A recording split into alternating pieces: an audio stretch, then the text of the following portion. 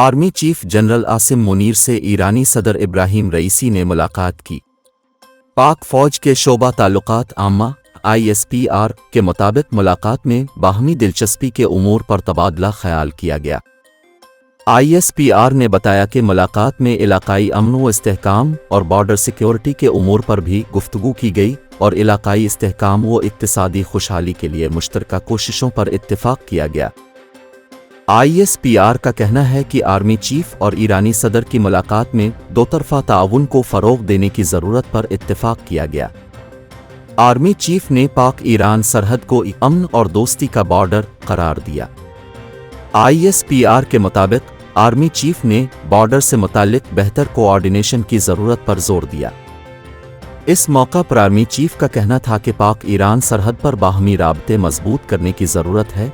दोनों मुल्कों के दरमियान बेहतर कोऑर्डिनेशन से दहशतगर्द अपने अज़ाइम में कामयाब नहीं होंगे। ईरान के सदर इब्राहिम रईसी का कहना था कि दोनों मुसल्लह अफवाज के दरमियान ताउन के फ़रोग़ से दोनों ममालिक और ख़ित्ते के लिए अमन व इस्तेहकाम हासिल किया जा सकता है।